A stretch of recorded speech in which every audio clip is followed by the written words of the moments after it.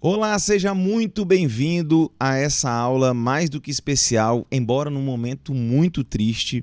Uma aula que eu realmente não queria estar gravando em pleno século XXI. Estamos falando aí de um conflito de grandes proporções e que pode escalar aí para coisas muito graves. Então, se você aí tem dúvidas sobre o que está acontecendo na Ucrânia, por que a Rússia se sente dona da região e desrespeita a soberania da Ucrânia, se você quer saber como o Brasil pode se envolver nisso, e se esse conflito vai escalar para uma possível terceira guerra mundial, como muita gente está falando, assiste esse vídeo até o final. Vai ser um vídeo relativamente longo, com muitos detalhes e muitas informações. Então eu vou dizer o seguinte, senta aí no seu sofá, pega aí uma bebida, chama a sua família toda, porque eu vou explicar para você no detalhe, com muita imagem, com muita informação, tudo que você precisa saber para de vez entender o conflito da Ucrânia. Eu sei que você já deve ter assistido muitas lives, muitos vídeos, muita gente falando sobre isso, mas eu tenho certeza que esse vai ser o vídeo definitivo e eu fiz questão de esperar um tempo, saber como as coisas iriam se desenrolar lá na Ucrânia e vamos falar então sobre esse assunto. Vamos nessa? Vou deixar claras as minhas opiniões aqui também, tá? Quero falar para vocês um pouquinho sobre isso e trazer vocês à reflexão. Então vamos lá, vamos abrir aqui a minha aula, uma aula especial que eu preparei para você, toda no meu PowerPoint, que aliás, temos aqui um curso de PowerPoint. Se você gostar da aula, depois a gente fala desse curso de PowerPoint aí que eu vou estar ministrando aí para todos os interessados. Então vamos colocar esse negócio aqui para rolar. E vamos lá. Então vamos começar aí pelo básico, né? Para você entender qualquer coisa sobre Ucrânia, você primeiro precisa entender Você vai precisar entender sobre um pouco da geografia do mundo, né? Então, onde é que fica esse tal país Ucrânia? Deixa eu só colocar o meu mouse aqui para... Isso aí ficou bonito, olha só, coloquei uma bolinha amarela aí no mouse. Então, você precisa entender um pouco sobre a geografia do mundo, né? Então, vamos lá, geografia do mundo aí, continentes, tá? Temos aí esses três continentes muito importantes, né? A Europa e a Ásia que se juntam ali na Eurásia e temos ali a África, né? Temos ali depois outros continentes que não aparecem na imagem, mas tudo que está se desenrolando nesse momento está acontecendo mais ou menos nessa região aí, principalmente Europa e Ásia. Então, esses são os continentes. Agora vamos lá. Por que a Rússia? Por que o Vladimir Putin? A gente já vai falar muito esse nome. Por que ele se acha tão dono de toda a região e desrespeita a soberania da Ucrânia? Bom, tudo vai começar muito tempo atrás. Muito tempo é tipo quanto tempo atrás? Lá no século XX, e nós estamos falando aí desse cidadão aí, o Vladimir Lenin. Você já ouviu falar dele, não é? Não já estudou isso na escola. O Vladimir Lenin, no ano de 1922, foi o responsável por criar um país inteiro. Sim, o Lenin criou o que nós chamamos de União das Repúblicas Socialistas Soviéticas. Se liga, olha o tamanho desse país. Era o maior país do mundo.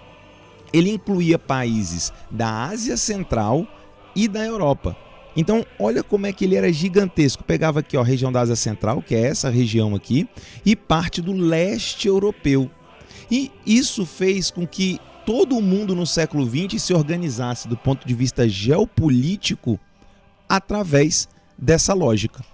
Então, fica muito atento, que é sobre isso que a gente vai falar, sobre a fragmentação disso daqui e como tudo isso aí se desenrolou. Então, vamos seguir.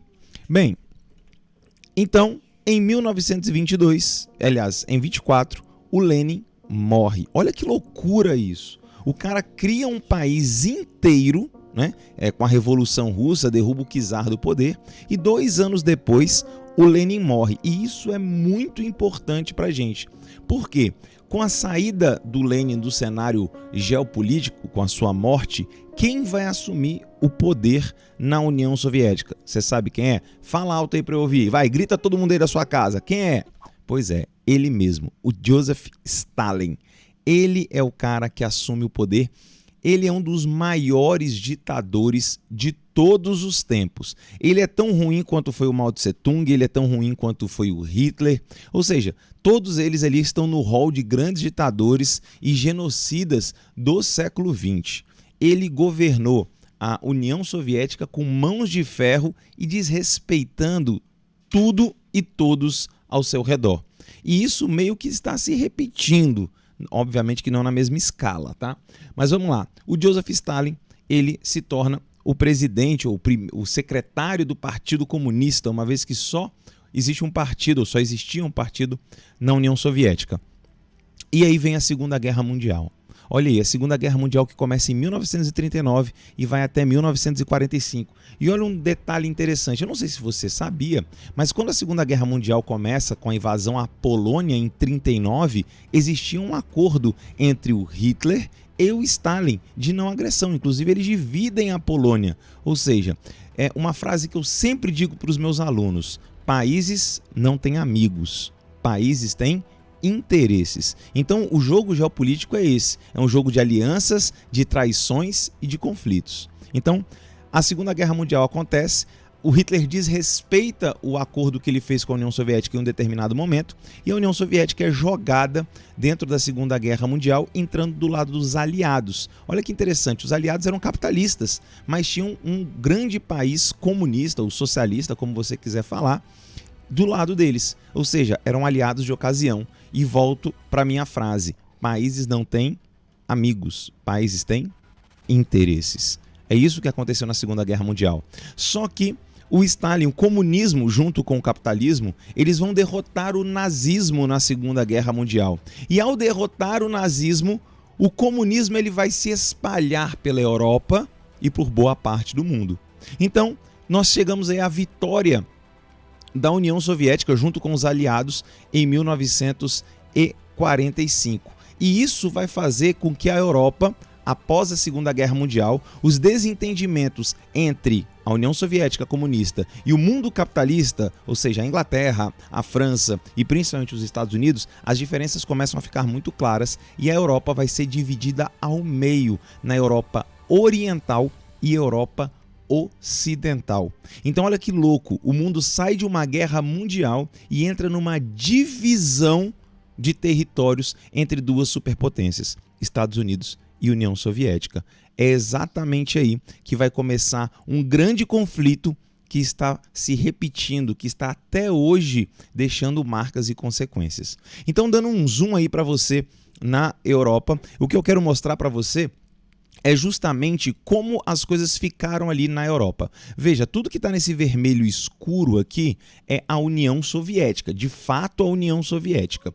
Tudo que está em verde é a Europa ocidental, capitalista, alinhada aos Estados Unidos. Agora, o que seriam esses países nesse vermelho, nesse tom mais claro? Isso aqui é a zona de influência da União Soviética. Basicamente, são os países que a União Soviética libertou do domínio nazista. E quando acaba a Segunda Guerra Mundial, ela vai ficar com esses territórios. Isso é muito importante para a gente ver a influência da Rússia até os dias de hoje. E aí nós vamos ter a divisão da Europa literalmente, com essa linha vermelha que eu tracei para você, que é conhecida como a cortina de ferro. Então o mundo ele passa a ser dividido mais ou menos, exatamente nessa cortina de ferro. O lado ocidental capitalista, de democracias, claro, nem sempre foram democracias, tivemos muitas ditaduras no mundo capitalista também. E do outro lado, o mundo socialista, o mundo comunista, aliado à União Soviética, eles realmente colocando aí quase que todos, eu não me lembro de nenhuma ditadura, não me lembro de nenhuma democracia na Europa Oriental. Mas vamos lá, perceba o seguinte, tá? A linha traçada, ela corta um país ao meio. Sim, ela corta a Alemanha ao meio. Porque a Alemanha, como grande causadora da Segunda Guerra Mundial, ela foi dividida em zonas de influência. Em 4 zonas, que depois viraram 2, a RFA. E, na verdade, depois viraram dois países independentes, né? A República Democrática Alemã e a República Federativa Alemã. Uma para o lado americano, lado capitalista, outra para o lado socialista da União Soviética. Então, a cortina de ferro, como você pode ver nesta parte aqui, ó, corta a Alemanha exatamente no meio. Bom, só que aí, por conta disso, por conta desse conflito de interesses e levando em consideração o gigantismo da União Soviética, surge a OTAN. O que é a OTAN? É uma aliança militar. a Organização do Tratado do Atlântico Norte. Olha o que acontece. A Europa estava destruída com o final da Segunda Guerra Mundial. Destruída. Aquelas potências do passado, a Inglaterra, a França, a Espanha, eles não tinham a menor força de combater um inimigo poderoso como era a União Soviética no final da Segunda Guerra Mundial.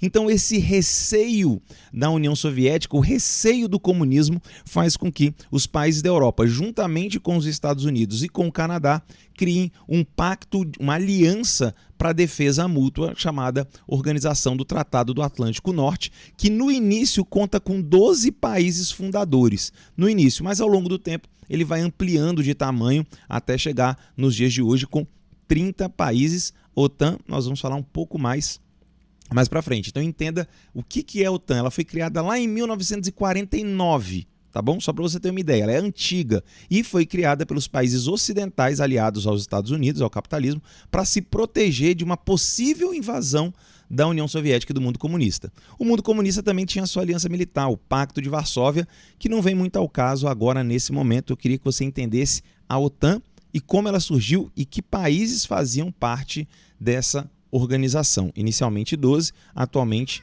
30 países. E é exatamente aí que começa a Guerra Fria, galera. Quando o mundo passa a estar dividido entre o lado capitalista e o lado socialista, nós temos, ao fim da Segunda Guerra Mundial, o início de uma nova guerra, um novo conflito. Só que calma, é um conflito um tanto quanto diferente do que tinha acontecido, né, anteriormente na Segunda Guerra Mundial. Não foi uma guerra total. A Guerra Fria ela tem outras características e ela vai durar muito mais tempo. Ela vai de 45, do final da Segunda Guerra Mundial, embora não existam consensos para a data do início da Guerra Fria, tá? E vai até 91. Esse é um consenso, que é quando a União Soviética acaba. E olha que louco, os dois lados, né? Os Estados Unidos e a União Soviética, ou seja, o bloco capitalista e o bloco socialista, eram potências nucleares. Os Estados Unidos é a primeira potência nuclear do mundo, feita em 1945, e nós temos aí a União Soviética atingindo o potencial nuclear em 1949. Então, essa Guerra Fria ela tem características bem diferentes do que foi a Segunda Guerra Mundial. E aí, em 1991, não vou entrar aqui em detalhes da Guerra Fria, só estou te dando um quadro geral para você entender como é que isso está se refletindo até os dias de hoje. Vai pegando a ideia aí. Então, em 1991, o que nós temos? O fim da União Soviética. A União Soviética acaba. Você sabe por que a União Soviética acaba? Ela não consegue concorrer com os Estados Unidos nessa corrida armamentista, nessa corrida espacial, levando em consideração que o seu modelo econômico, a tal economia planificada do socialismo, ela não consegue competir, ela não consegue. Os países socialistas todos acabaram com o tempo. Eles não resistem porque você não tem criatividade, você não tem inovação, você não tem geração de riqueza. Isso não acontece em nenhum país socialista. Isso não é uma questão de opinião. Talvez você pare para pensar e fale, mas professor, e a China não é um país socialista que deu certo? Gente, a China só está dando certo porque do ponto de vista econômico eles abraçaram o capitalismo de todo o coração. O que eles mantêm é um socialismo na política, uma ditadura, um país fechado, uma política de partido único. Então, do ponto de vista econômico, todos os países socialistas estão fadados ao fracasso, com mais ou com menos tempo. A União Soviética levou um bom tempo, mas acabou. Entrou numa crise tão grave do ponto de vista econômico, também do ponto de vista social, que os próprios soviéticos não queriam mais fazer parte dessa nação. Eles queriam o consumo, eles queriam a liberdade, e é aí que nós vamos ter a fragmentação da União Soviética. Na verdade, nós temos a explosão desse bloco. A União Soviética, como nós conhecemos, ela literalmente explode. Ela deixa de existir do dia para a noite. Olha que loucura. Mikhail Gorbachev, o último presidente, o último secretário-geral do Partido Comunista da União Soviética. Pois bem, seguindo aí a nossa lógica, então, nós temos a Guerra Fria, que chega ao fim em 1991, e nós voltamos a ter uma Europa com uma nova configuração. Por isso que eu limpei tudo aí para você e vamos começar a construir tudo de novo. Agora nós não temos mais aquele fantasma vermelho que pega toda a Europa. O que nós temos agora é o surgimento de 15 novos países. Olha que loucura isso. 15 países foram formados a partir da destruição ou da explosão da União Soviética. E aí nós temos vários países, obviamente o maior deles, o grande herdeiro da União Soviética, foi a Rússia. Olha esse país aqui que está em vermelho, azul e branco aqui em cima. Gigantesco. Gente, a Rússia hoje é o dobro do território brasileiro. Olha que loucura, olha que país gigantesco. Claro, grande parte desse território não serve para muita coisa, é gelo, né? É montanha, não serve para muita coisa, mas não deixa de ser território.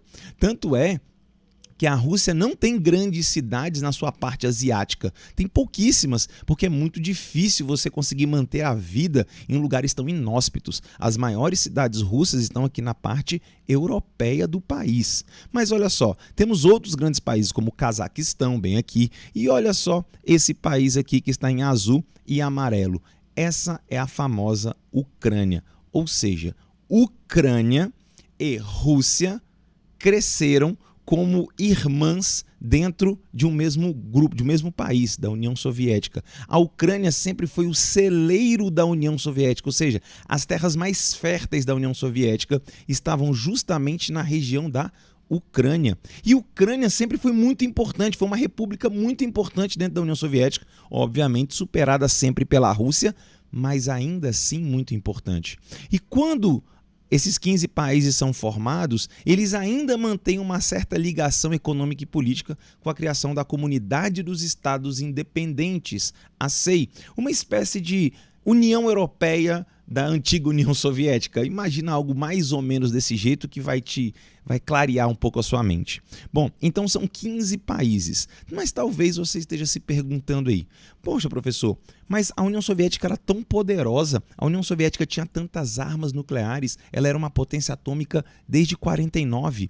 O que aconteceu com o arsenal nuclear da União Soviética, já que o país acabou? Cadê as armas? Cadê a influência? Pois é, galera, quando a União Soviética acaba, quem você acha que fica com o arsenal nuclear da União Soviética? Sim, ela, a grande e toda poderosa Rússia. A Rússia é a herdeira natural da União Soviética. Tanto é verdade que, além do arsenal nuclear e do arsenal em geral não nuclear, a Rússia também vai herdar a cadeira no Conselho de Segurança das Nações Unidas. Para quem não sabe, as Nações Unidas têm o Conselho de Segurança, que para mim é um dos órgãos, se não o órgão mais importante lá das Nações Unidas, e as Nações Unidas ela é uma organização não muito democrática, embora digam o contrário, e nela só existem 5 países que são permanentes e têm poder de veto no Conselho de Segurança. E olha que coincidência, são os vencedores, os principais vencedores da Segunda Guerra Mundial: os Estados Unidos, a Inglaterra, a França, a China e a União Soviética. 5 países. Só que com o fim da União Soviética, a Rússia vai herdar esse 5º país, essa 5ª cadeira. Quem vai assumir vai ser vai ser a Rússia com o fim da União Soviética. Pegou isso daí? Ah, professor, então quer dizer que a Rússia ficou com todas as armas da União Soviética? Calma, não foi isso que eu disse. Eu disse que a Rússia ficou com as armas, mas não com todas. Olha que loucura. Adivinha quem ficou com muita arma nuclear também? Sim, a Ucrânia. E não foi um arsenalzinho pequeno, não. 1.700 ogivas nucleares. Olha que loucura. A Ucrânia, do dia para a noite, ela nasce como a 3ª maior potência nuclear do mundo. Ela era menor apenas que os Estados Unidos e que a própria Rússia. Então a Ucrânia ela já nasce como país independente muito forte, mas muito forte mesmo. Que loucura isso, hein? Um país que nem existia enquanto soberano, né, enquanto país, agora tem a 3ª maior força militar nuclear, pelo menos do mundo.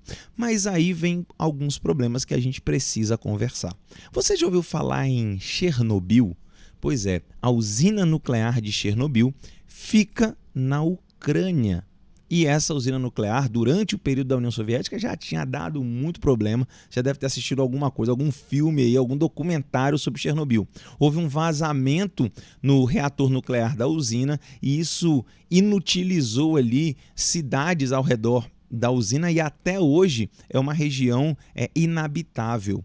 Pois é, isso mostrava que a energia nuclear era muito perigosa, precisava de muito investimento para você poder cuidar com segurança dessa energia nuclear, seja para fins pacíficos e principalmente para fins militares, para fins de destruição.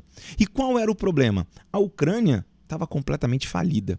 Completamente. A Ucrânia ela nasce forte do ponto de vista militar, mas falida mesmo.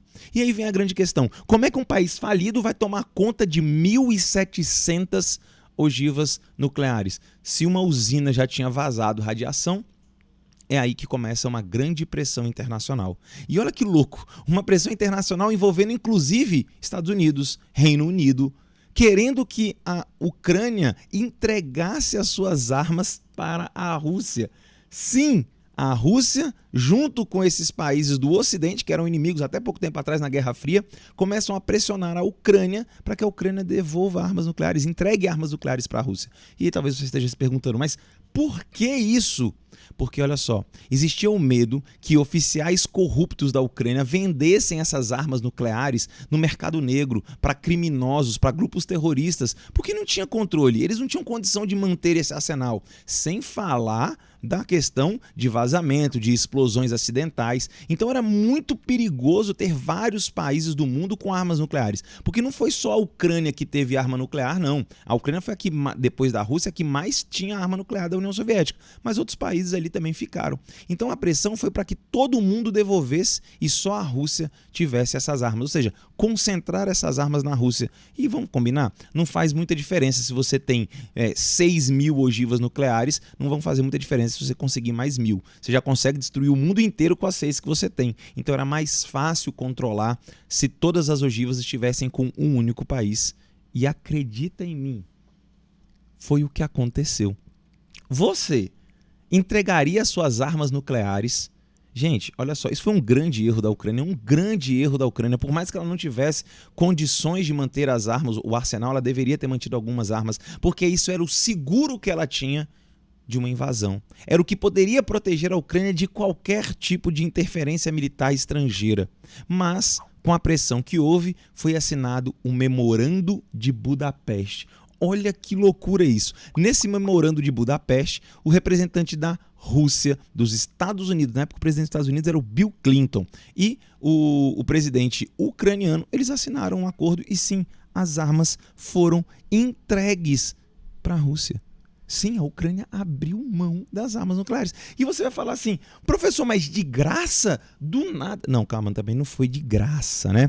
O mundo, os Estados Unidos principalmente, ofereceu ajuda à Ucrânia. Falou, Ucrânia, nós vamos te ajudar, nós vamos mandar McDonald's, Starbucks, vai ser uma maravilha. Não, tô brincando, não era isso que eles prometeram, não. Eles falaram que iriam, e de fato ajudaram, né, com ajuda financeira à Ucrânia, para que a Ucrânia conseguisse se erguer como um país de verdade.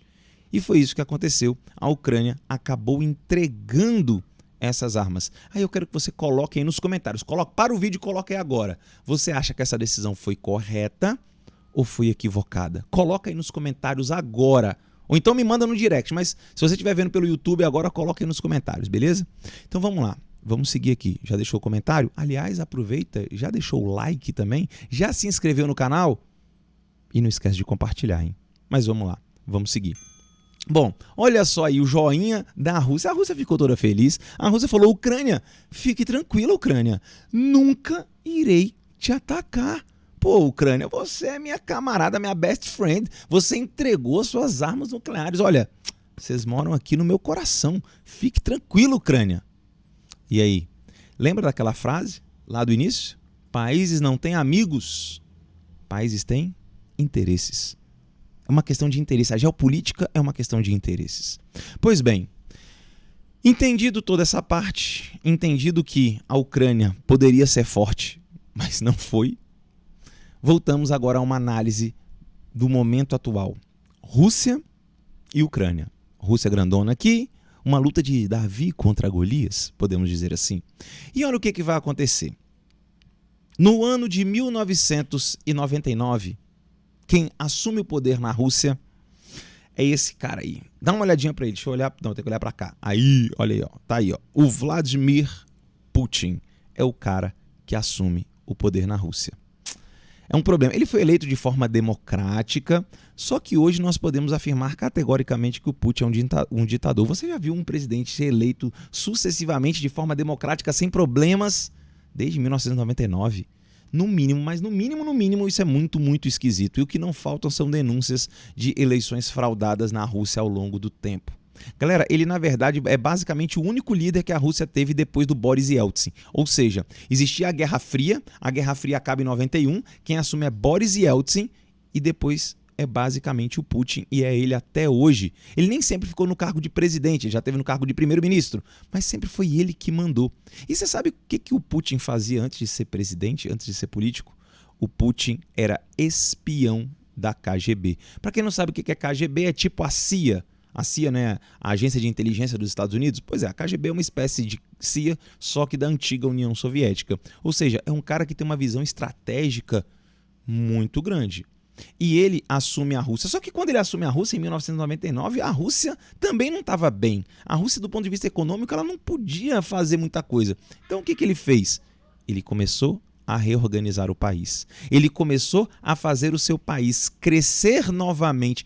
Deixa eu te fazer uma pergunta, assim, só cá para nós. Você conhece algum líder mundial que assumiu o país numa situação de desastre total, depois de um conflito, depois de uma guerra, reergueu esse país e depois levou esse país para uma nova guerra? Você conhece algum líder mundial que fez isso? Se você conhece, para o vídeo de novo e coloca o nome desse líder aqui nos comentários. Bota aí que eu quero saber se você sabe de quem que eu estou falando. Será que você conhece essa pessoa? Vamos seguir em frente, eu quero ler o que você colocou aí. Bom, então tá aí. Vladimir Putin, líder russo desde 1999. Só que o Putin, como ele tem uma visão estratégica da coisa, quando ele olha para o leste da Europa, quando ele olha para o seu oeste, né? Porque se a Rússia está aqui, quando ele olha para o lado de cá, ele está olhando para o oeste, na verdade, né? Então, quando ele olha para o oeste, quando ele olha ali para a Europa, olha só o que ele vê.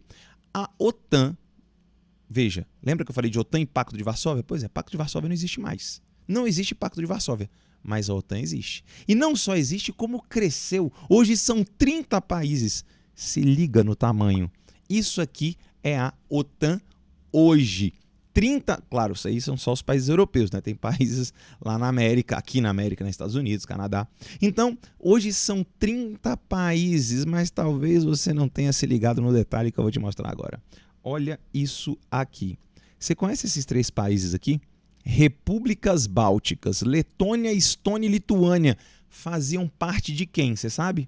Faziam parte da União Soviética. Outra coisa, esses países aqui, ó, que estão no leste europeu, não faziam parte da União Soviética, mas eram zona de influência da União Soviética. A Polônia, por exemplo, foi invadida pela União Soviética e pela Alemanha na Segunda Guerra Mundial e permaneceu no pós-Segunda Guerra Mundial, ou seja, durante a Guerra Fria, como zona de influência da União Soviética. Então o Putin está olhando para a Europa e está vendo a OTAN chegar muito próximo às suas fronteiras. Sim, exatamente essa é a questão. Foca aqui. Olha isso aqui, galera. A OTAN hoje já faz fronteira com a Rússia. E o Putin sabe que ele não pode permitir isso. O Putin não pode permitir que a OTAN faça fronteira com seu território. Por que não? Porque é uma questão de defesa. Se a OTAN estiver próxima ao seu território, ele pode ser atacado com mais facilidade. E aí você vai estar pensando, ué, professor, então é mais do que legítimo o Putin se proteger. Seria legítimo se a entrada desses países na OTAN não fosse algo voluntário. Sim, esses países optaram por entrar na OTAN. A população desses países optou, ou seja, é uma questão de soberania, de liberdade de um país, de optar entrar numa aliança militar. Até porque boa parte desses países tem péssimas lembranças da Rússia ou da antiga União Soviética, que era a União Soviética, mas na verdade quem mandava sempre foi a Rússia. Então esses países sempre quiseram se proteger. E é aí que o Putin está chateado. Agora se ligar, o que é importantíssimo falar. Dentro da OTAN existe o artigo 5º. Você sabe o que é isso? Artigo 5º? Artigo 5º talvez seja o ponto que o Putin mais se preocupa, que é o artigo que fala da defesa mútua dos membros da OTAN. O que significa isso? Se qualquer um desses países da OTAN for atacado, todos os outros 29 que sobrarem terão que ir em ajuda direta a esse país que foi atacado. Vou te dar um exemplo. Lembra que a Rússia, a União Soviética, invadiu a Polônia lá em 49? Pois muito bem. Imagina que isso acontecesse agora, que a Rússia invadisse a Polônia. Sabe o que ia acontecer? Todos os 29 países restantes da aliança teriam que literalmente defender. E não é defender mandando arma, não. É mandando soldado mesmo. Soldado, navio, porta-aviões, tudo. Incluindo a maior potência militar do mundo, os Estados Unidos. Então o Putin está vendo isso como uma ameaça ao seu território. Mas na verdade ele está vendo isso muito mais como uma ameaça à influência russa no mundo. Essa é a grande questão. O Putin quer ser o cara do mundo. Na verdade, o Putin está muito preocupado em se manter no poder. Gente, não é à toa, ele está apegado a esse poder desde 1999. Quantos presidentes dos Estados Unidos já passaram desde 1999? Pensa aí, quantos presidentes no Brasil? Quantos primeiros ministros no Reino Unido? Quantos presidentes na França já passaram? E o Putin continua no poder. Se isso não é uma ditadura, me explica o que é. Pois bem, então o que o Putin precisa para se proteger, além de ter uma força armada muito forte? Ele precisa do que nós chamamos de estados tampão. O que é um estado tampão? É um estado que vai manter uma neutralidade, ou seja, que não vai entrar na OTAN e que, claro, vai ser aliado à Rússia do Putin. E aí nós temos um grande exemplo que é o país Belarus, antiga Bielorrússia. Então, Belarus é o país tampão que é governada por um lunático. Sim, esse cara, assim, é sem comentários para ele. O Lukashenko. Sim, esse cara, ele consegue ser pior do que o Putin. Ele está no governo desde 1994 e ele é totalmente aliado ao Putin. A gente pode dizer tranquilamente que Belarus e o Lukashenko são, na verdade, um estado fantoche. Você sabe o que significa isso, estado fantoche? É assim, ele até existe na prática, mas ele só faz o que a Rússia determina, ou seja, é o Putin que mexe as cordinhas e Belarus obedece. E eu vou te mostrar como é que Belarus está envolvida na situação atual. Então, o que o Putin precisa, além de uma força armada poderosa, é de estados tampão. Então, se Belarus é importante, você acha que a Ucrânia é importante? Olha para isso. Olha só o tamanho da fronteira. Olha o tamanho da fronteira aqui, ó, da Belarus com a Rússia. Tá vendo? Eu coloquei em amarelo para você. Agora, olha o tamanho da fronteira da Ucrânia. Olha o tamanho. É a maior fronteira terrestre russa com a Europa. A maior. Então o Putin precisa desse território como uma espécie de tampão, de corredor de proteção do seu país e da sua área de influência. Então é por isso que o Putin está jogando todas as fichas na Ucrânia, já que Belarus está dominado. Ok, agora é a Ucrânia que ele precisa dominar. Então o que o Putin precisa? De um governo fantoche na Ucrânia. Você acha que o Putin consegue? Você acha que o Putin tem ou já teve um governo fantoche na Ucrânia? Sim. A resposta é sim.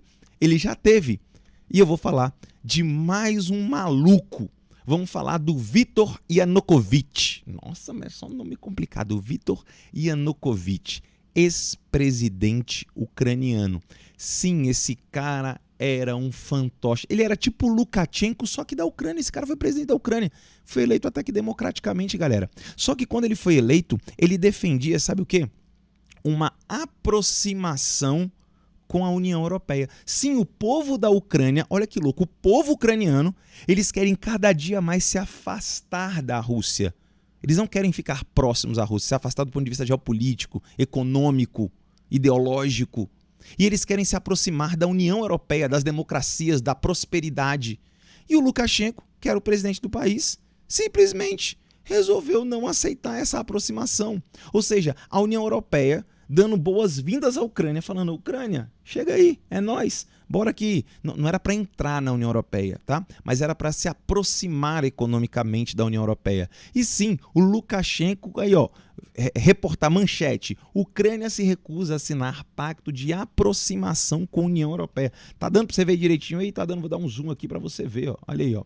Ucrânia se recusa a assinar pacto de aproximação. Então tá aí, ó, o presidente da Lituânia diz que Ucranianos escolheram um caminho que não leva a nada. Realmente não leva a nada esse caminho que a Ucrânia escolheu. Quer dizer, leva sim. Você já vai ver em que leva isso, né?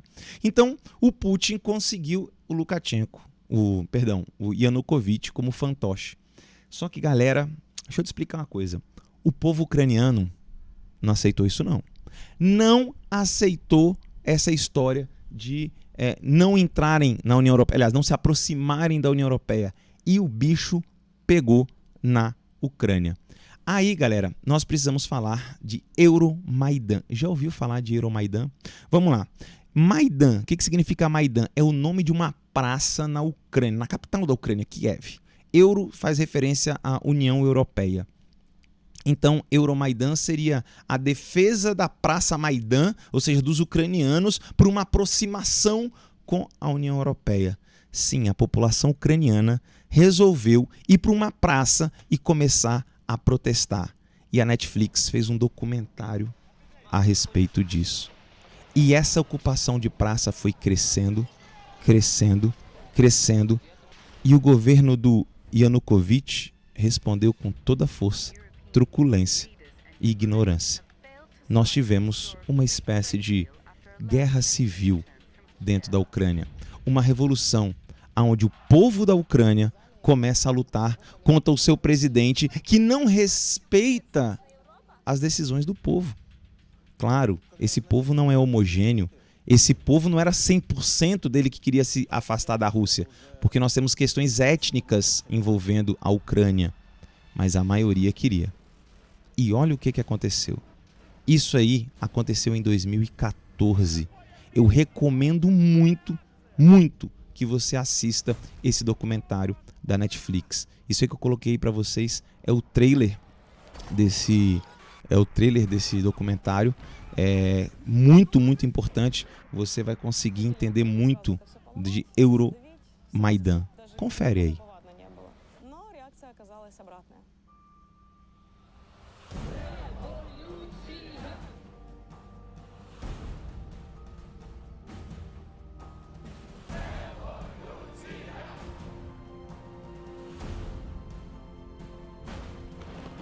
Triste, né? É triste ver o povo lutando, olha só, de forma improvisada, gente morta, a polícia baixando a porrada nos ucranianos. Mas os ucranianos se uniram e os ucranianos venceram. Olha isso, gente. Cara, olha, isso me arrepia, velho. Os ucranianos, Winter on Fire, assista, Netflix. Então, é isso que aconteceu. Ou seja, Euromaidan foi uma grande revolta popular contra o presidente fantoche Yanukovych, que não se aproximou da União Europeia. E adivinha o que o Yanukovych fez depois de Euromaidan? O Yanukovych, como a maioria dos ditadores covardes que existem no mundo, ele simplesmente fugiu. Ele fugiu para a Rússia e, até onde eu sei, vive lá até hoje. Desculpa fazer tanto juízo de valor, galera, mas assim, não dá para entender um líder que não respeita seu próprio povo. Claro, repito, a Ucrânia não é um país totalmente homogêneo, todo mundo queria a aproximação com a Europa e o afastamento da Rússia. Não, mas não é matando o seu próprio povo que você vai resolver isso. Bom, e aí a gente volta para a questão da Ucrânia depois de entender essa situação do Euromaidan. O Putin, como você pôde ver, ele é um ditador. E ele tinha um aliado na Ucrânia. E esse aliado deixou de existir. E a Ucrânia colocou um governo mais pró-União Europeia. Só que o Putin não ia deixar isso barato. Não ia deixar isso barato. O que o Putin fez? O Putin simplesmente, olha aí, fronteira Ucrânia-Rússia. E o Putin simplesmente vai anexar esse lugarzinho chamado Crimeia. Já ouviu falar na Crimeia? Crimeia é um lugar muito importante. Crimeia é uma península da Ucrânia que fica no Mar Negro. E essa península, olha só, olha que nível isso, que desrespeito. A Crimeia, ela tem uma população muito pró-Rússia, de fato. E simplesmente o que o Putin fez foi invadir militarmente a Crimeia. Sim, ele tomou a Crimeia da Ucrânia. Foi isso que aconteceu. Imagina o seguinte, vamos fazer uma análise. Imagina que o Brasil tem um problema com a Argentina. Tá? Só um exemplo bem hipotético. E aí o Brasil não aceita algo que a Argentina propõe ou quer, aí a Argentina vai lá e toma o Rio Grande do Sul da gente. Seria mais ou menos algo parecido com isso. Então, tá aí, a Crimeia ela deixa de ser ucraniana, e ela era ucraniana desde a época da União Soviética, tá? E a Rússia toma, anexa. Hoje a Crimeia pertence à Rússia. E é um lugar muito importante, tá? Porque tem um porto militar. É basicamente o único porto de água quente que a Rússia tem atualmente, né? A Rússia tem ali na região uma base naval militar muito poderosa. Então a Rússia toma a Crimeia para ela e fala: acabou a Ucrânia aqui, você não entra mais. Mas você acha que ficou só nisso? Como se isso fosse pouco, né? Na verdade, o que acontece é que nós temos também as regiões de Lugansk, ou Luhansk, como você quiser, e Donetsk. Essas duas regiões que ficam no leste da Ucrânia passam a ser financiadas, elas passam a se tornar uma região separatista. Olha que loucura. O Putin começa a financiar, a dar grana, inclusive distribuindo passaporte. Sabe o que significa distribuir passaporte? É fazer da população daquela região uma população de outro país. O Putin chegava lá: você aí quer virar russo? Quero. Toma aqui um passaporte russo. A partir de hoje você é considerado um russo. Sim, boa parte da população de Luhansk e Donetsk eram populações pró-Rússia, até porque faz fronteira com a Rússia aqui, né? E durante a União Soviética houve um processo de russificação, ou seja, muitos russos migraram para diferentes repúblicas da União Soviética, inclusive Ucrânia. Então, o Putin vai incentivar que essas duas regiões se separem, simplesmente se separem da Ucrânia. E manda militares para lá. Só que ele não manda militares fardados escrito Rússia. Ele, na verdade, manda mercenários, ele manda soldados disfarçados e ele apoia a população local, entrega armas para essas pessoas. E é isso. E fala que não tem nada a ver com isso. Isso é uma questão dessas regiões que não querem mais o governo ucraniano. A geopolítica se faz muito em cima de mentiras, de factoides que são criados. Tá aí um exemplo. Luhansk e Donetsk. Sim. E recentemente, semana passada, o Putin não só apoiou o separatismo, mas ele reconheceu a independência dessas duas regiões. Para a Rússia hoje, Luhansk e Donetsk são dois países. Não fazem parte mais da Ucrânia. Simples assim. E, na minha opinião, já era. Essas duas regiões nunca mais voltam para a Ucrânia. Ou vão se manter como países independentes, ou vão se juntar de fato à Rússia e vai virar a Rússia. Bom, e aí a gente precisa olhar de novo para o Oeste. Precisamos olhar mais uma vez para a OTAN. Porque pensa, depois de sofrer tantas perdas de território por parte da Rússia, a Ucrânia fala: cara, eu preciso me proteger. E qual é a aproximação natural que vai começar a acontecer? A Ucrânia começa a cogitar a entrada dela na OTAN. Você lembra? Organização do Tratado do Atlântico Norte? Lembra do artigo número 5 de defesa mútua? Então a Ucrânia pensa: poxa, se eu entrar na OTAN, a OTAN vai me proteger e a Rússia não vai poder fazer mais nada comigo.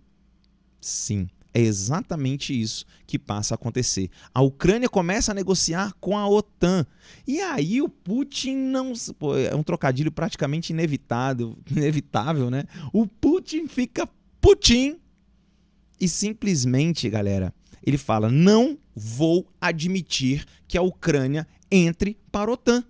Ele falou, gente, ele é presidente da Rússia. O povo ucraniano quer se proteger e entrar na OTAN, mas o Putin falou: não vou deixar. Não vou deixar. Olha aí, galera. Olha aí reportagens, manchetes falando sobre isso. Olha aqui, ó. Vou dar um zoom aí para vocês verem melhor. Ucrânia persistirá com o objetivo de integrar a OTAN, diz presidente. Rússia diz que quer que a OTAN prometa publicamente que não admitirá Ucrânia. Presença da OTAN nos países bálticos, né, Letônia, Estônia, Lituânia e Polônia é criticada pela Rússia. Por que a Rússia não quer a Ucrânia na OTAN? Então nós temos aí, né, manchetes, ó, 2 semanas atrás, 1 semana atrás, 1 mês atrás, 1 dia atrás, tá? Não um dia atrás de hoje, né? Um dia antes da invasão lá da Ucrânia. Tá? Então isso daí é o Putin dizendo para o mundo: eu não aceito a Ucrânia na União Europeia. Perdão, na OTAN, falei União Europeia. Na OTAN, Organização do Tratado do Atlântico Norte. E como é que o Putin pode fazer isso? Como é que o Putin pode evitar que a Ucrânia entre? Simples. Demonstração de força, demonstração de poder. É exatamente aí que a treta que a gente está vendo hoje vai começar. Porque simplesmente o Putin dá uma demonstração de força e coloca tropas, força militar na fronteira da Ucrânia. E se liga, não é só na fronteira Ucrânia-Rússia, não. É na fronteira Belarus-Ucrânia. Lembra que eu falei que a Belarus é um estado fantoche? E Belarus é o lugar mais próximo da capital Kiev. Então é isso que o Putin faz. Louco isso, né? O Putin começa a pressionar e deixa as tropas ali durante semanas. E fala para o mundo, não, que é isso? Invasão à Ucrânia, isso não vai acontecer. É um exercício militar. Sim, ele disse que era um exercício militar que ele estava fazendo com Belarus. Gente, isso aí não é um privilégio da Rússia, não, tá? Todo país que vai se envolver numa invasão, ele primeiro precisa juntar tropas naquela região, uma questão logística, e ele precisa de uma desculpa, tá? Ele fala que é um exercício militar, ele fala que é uma questão de ajuda humanitária até, e ele vai posicionando cada vez mais tropas na região. Pois é, galera. E foi aí, depois de semanas de tensão, que o Putin tomou uma decisão. Agora se liga. No momento que o Putin manda essas tropas para a fronteira, ele já tinha tomado a decisão que ele iria invadir. Sabe por quê? Porque é muito perigoso você demonstrar uma força dessa, porque isso é uma demonstração de força. Mandar uma tropa tão grande e tão poderosa para a fronteira de um país é um ato de força. Só que é um ato de fraqueza quando você não usa a sua força. Olha que loucura, é assim que isso é entendido na geopolítica mundial. Então você mobiliza tudo isso, mas não usa? O que é isso? É falta de determinação? É medo? Então o Putin, à medida que quando ele fez isso, ele já sabia que alguma coisa ele teria que fazer. Nem que fosse só anexar Luhansk e Donetsk. Bom, como se isso fosse pouco, né? Ele teria que fazer alguma coisa. E essa decisão veio. Essa decisão chegou no dia 24 de fevereiro. No dia 24 de fevereiro veio a ordem avançar. E as forças russas que estavam na fronteira avançaram diretamente contra a Ucrânia, invadindo a Ucrânia por todos os lados que vocês possam imaginar. E essa é a situação da Ucrânia no atual momento. Tendo que lutar com uma força muito reduzida, a Ucrânia não é membro da OTAN, a Ucrânia tem recebido ajuda, mas essa ajuda não é de soldados, essa ajuda não é dos armamentos mais modernos que existem. Os ucranianos precisam lutar, se defender de uma das maiores potências. O nome disso é guerra, galera. Isso é triste. Ver pessoas morrendo numa guerra. E para você não passar despercebido, eu quero te mostrar algumas imagens para chamar um pouco a sua atenção. O que significa de fato guerra? Porque o que a gente vê na televisão, os ataques, um míssil atingindo um prédio, às vezes não mostra exatamente o que está acontecendo. O que está acontecendo na Ucrânia é que um exército gigantesco e poderoso está invadindo um país e forçando uma população a fugir desse país. Então imagina você obrigado a fugir da sua casa. As crianças tendo que pegar o que tem, o que conseguem carregar numa mochila, num frio intenso e fugir para países vizinhos. E eles não sabem qual é o futuro deles, para onde eles vão, como é que eles vão viver, como é que eles vão para a escola, como é que eles vão brincar. Pessoas que estavam planejando ir para o trabalho num dia, de repente tem que colocar uma farda, se despedir da sua esposa, da sua namorada. Sim, todos os homens a partir de 18 anos até os 60 anos estão proibidos de deixar a Ucrânia. Eles têm que pegar em armas e lutar. A vida dessas pessoas mudou. Simplesmente, você já deve ter visto vídeos na internet de blindados russos simplesmente passando por cima de carros. Esse carro não tinha nenhum militar. É o quê? É só sadismo mesmo? Numa guerra, a primeira que morre é a razão. A primeira que morre numa guerra é a razão. Essa cena me chocou demais. Um pai, e hoje eu sou pai de 2 crianças. Esse pai se despede da filha. Ele não sabe se ele vai voltar a ver a filha. Ele arruma o casaquinho dela, põe o capuz, tá um frio danado na Ucrânia. A filha vai embora. Ele não pode sair da cidade. Ele precisa lutar. Defender a casa, o solo do país deles. Essa cena me chocou e me choca toda vez. A imbecilidade da guerra. Por interesses quase que pessoais. Essa é a guerra da Ucrânia que talvez você não tenha parado para pensar a respeito. Essa é a guerra. Você já imaginou uma idosa tendo que ir para a guerra? Ou seja, alguns idosos que têm sem autorização para deixar o país e as cidades resolveram lutar. Olha que loucura isso. Olha só o que a guerra proporciona. É isso que a guerra proporciona. Uma destruição total e completa. E eu realmente gostaria de viver num mundo de paz. De paz. Mas essa invasão à Ucrânia deixa muitas lições, inclusive para nós brasileiros. E a gente vai conversar disso já já. Eu queria só deixar vocês aí um pouco com essas imagens, para que vocês de fato vissem o que é a guerra. Um pouco, né? Isso aí são as imagens mais leves de uma guerra. Por mais pesadas que elas já sejam. Pois bem. E o mundo? E o mundo com isso? Qual é a reação do mundo à chegada de tanques, de blindados à Ucrânia? O que o mundo tem feito? Bom, o mundo tem feito o seguinte, e quando eu falo mundo, eu vou falar quem tem condição de fato fazer alguma coisa, né? União Europeia, Estados Unidos. União Europeia e Estados Unidos aprovam sanções econômicas contra a Rússia e até contra o Putin, de forma até pessoal. É isso que o mundo tem feito por enquanto. Mandado armas, mandado munição, e a Ucrânia, por enquanto, tem lutado sozinha. Envio de armamento, munição, suprimento para a resistência ucraniana. Ou seja, a Ucrânia está lutando nesse momento sozinha. E aí vem a grande questão. Isso é muito pouco. Agora eu vou dar uma opinião. Agora é bem pessoal.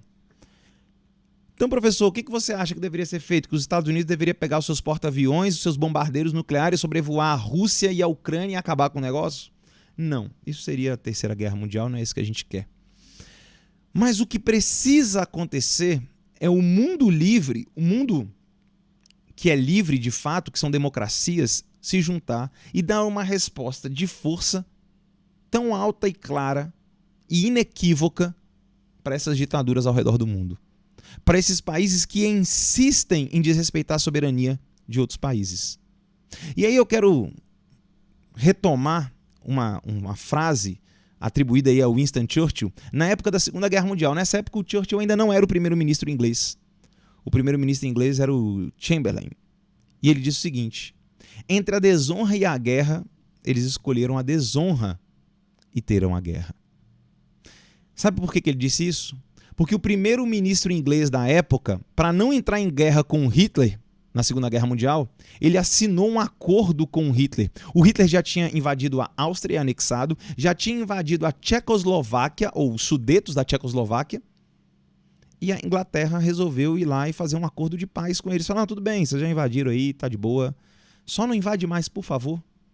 E o Churchill falou, beleza, vocês foram lá, ao invés de dar uma mensagem clara e forte de demonstração de força, vocês foram lá nessa tal política do apaziguamento, o acordo de Munique, esse daí.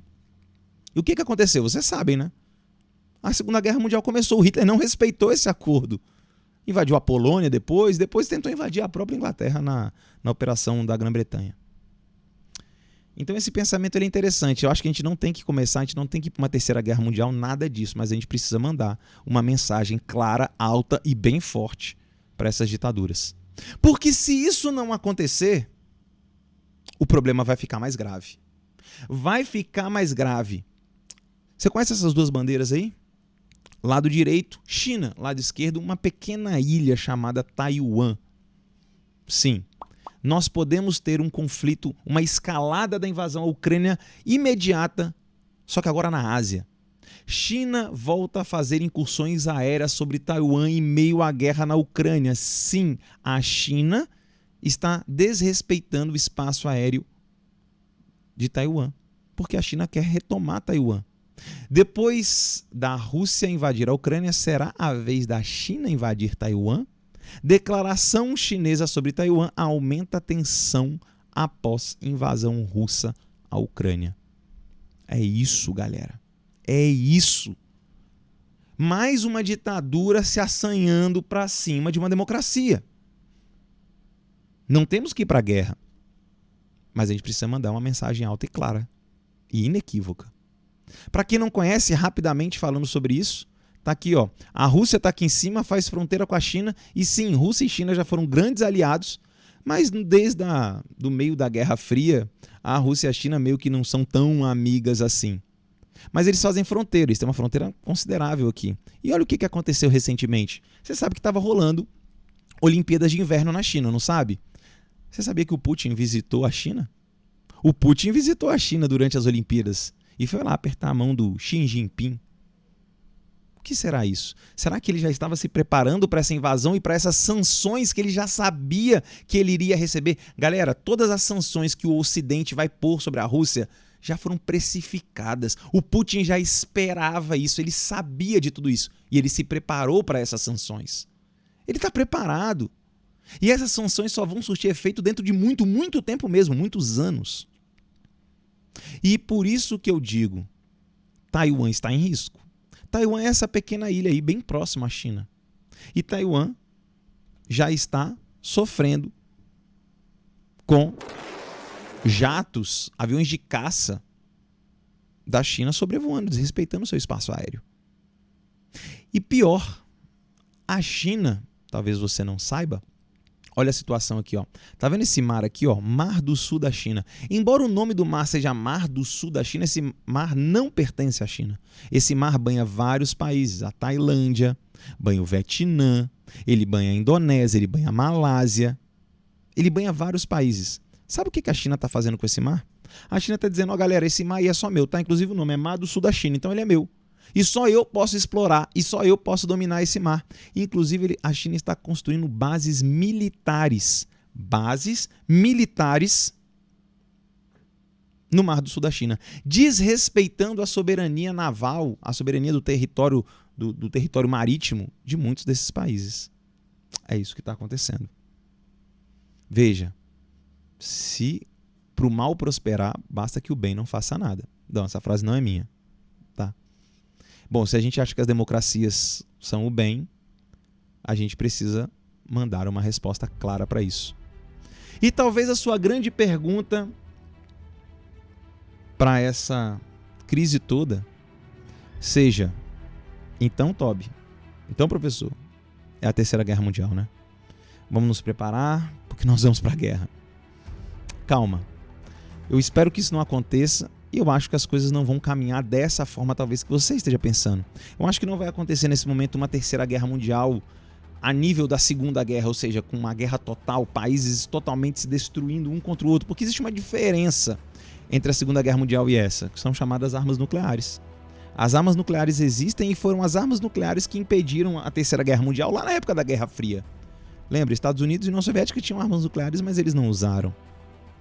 Bom, então hoje estão aí os principais líderes, né? Coloquei até aí o Kim Jong-un da Coreia do Norte, porque sim, num caso de Terceira Guerra Mundial, num caso de guerra de...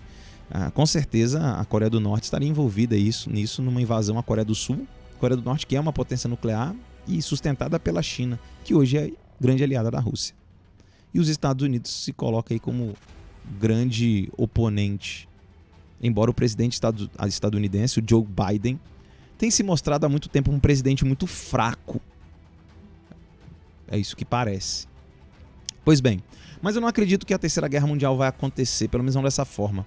Eu acredito muito mais que a gente esteja vivendo o início de uma nova ordem mundial, inclusive, com uma nova Guerra Fria. E nessa nova Guerra Fria, a gente pode ter uma reedição de dois grupos, de dois blocos que foram... que existiam na época da Segunda Guerra Mundial. O bloco dos aliados e o bloco do eixo. Agora, você consegue ver algo em comum entre o eixo, China, Rússia, Coreia do Norte, Irã? Teriam outros países aí, tá? Venezuela poderia entrar ali, Cuba, com certeza. O que você consegue ver de em comum? O que tem em comum entre todos esses países que eu acabei de citar? são todas ditaduras. Todas ditaduras. Que não respeitam soberania de outros países, que não respeitam direitos humanos. E do lado de cá nós teríamos os aliados, com certeza liderados pelos Estados Unidos, com a União Europeia, com Israel, que corre grandes riscos numa situação como essa, o Reino Unido, e pode colocar mais um monte de país do lado de cá, viu? Você poderia colocar o Japão, que estaria em grande risco com a China. Você poderia colocar o próprio Taiwan, se já não tivesse sido anexado. Você pode colocar a Índia, que é também uma potência nuclear. E, claro, você pode colocar o Brasil nesse grupo de aliados. Só que ali eu coloquei os países que eu acho que mais estariam envolvidos com isso e mais têm condições de reagir. E é isso. Estamos caminhando para um momento triste, eu acho, da história da humanidade, onde eu acho que guerras não deveriam mais fazer parte da nossa realidade. Galera, uma coisa importante, da maneira que eu falo, talvez fique parecendo que existam países maus e países bonzinhos. Como eu disse, países não têm amigos, países têm interesses. Os Estados Unidos não são um país bonzinho. Os Estados Unidos já interferiu em muitos países, já desrespeitou a soberania de muitos países, já se meteu em guerras e causou problemas, muitos. É verdade. Reino Unido, mesma coisa. Israel também. Só que é inequívoco que são democracias. E que o outro lado são ditaduras. E que a cada dia vem ganhando espaço. Lembra, numa ditadura não existe liberdade de expressão, a opinião pública praticamente não conta, então os ditadores fazem basicamente o que querem. Eu espero de coração que a gente não chegue nesse ponto. Eu espero de coração que o mundo seja um lugar de paz. É isso que eu desejo para mim, é isso que eu desejo para minha família e é isso que eu desejo para você que está me assistindo aí agora. Vamos nos juntar e vamos orar por esse mundo, para que o mundo possa ser um lugar bom, para que nós todos possamos viver com liberdade e paz. É isso que eu queria deixar para vocês. Espero que vocês tenham entendido os motivos e tudo que está rolando no mundo nesse momento. Se você gostou, coloca aqui embaixo nos comentários, diz o que você achou. Coloca a sua opinião a respeito disso daqui. Compartilha com mais pessoas que querem entender e precisam entender isso daí. E antes de encerrar, aliás, já encerrando, eu esqueci de colocar uma animação aqui no final. E o Brasil nisso tudo, professor? E o Brasil?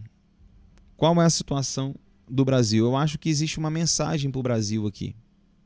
A mensagem para o Brasil é: a gente precisa ser forte o suficiente para poder se proteger. Veja, a Ucrânia faz fronteira com um país poderoso e a Ucrânia praticamente está caindo com pouca resistência. Os ucranianos estão lutando com tudo que podem, mas tudo que eles podem é pouco em relação à Rússia. Então o Brasil, como um país rico assim, né, em recursos, um país cobiçado, desejado, o Brasil precisa se desenvolver. O Brasil precisa se proteger. Vai parecer uma contradição eu defender tanto a paz e querer que o Brasil esteja preparado para uma guerra. Sim, só tem paz quem está preparado para a guerra. Só tem paz quem está preparado para a guerra. E o Brasil, eu posso te dizer, tem uma força armada muito interessante do ponto de vista da América Latina, da América do Sul principalmente. Mas em relação às grandes potências do mundo, nós não estamos nem perto, nem em condições de fazer frente, mas nem de longe. Então o Brasil precisa assumir o protagonismo do gigantismo que ele tem. Um país que busca a paz incessantemente, que não quer interferência em país nenhum, que não quer impor o seu ponto de vista em país nenhum, mas que tem a condição ampla e plena de se proteger por conta própria. É isso que eu acho que o Brasil precisa urgentemente. Urgentemente.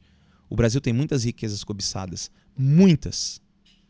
E se nós não soubermos nos proteger, talvez um dia, e eu espero que isso nunca aconteça, somos nós que estaremos tendo que lutar.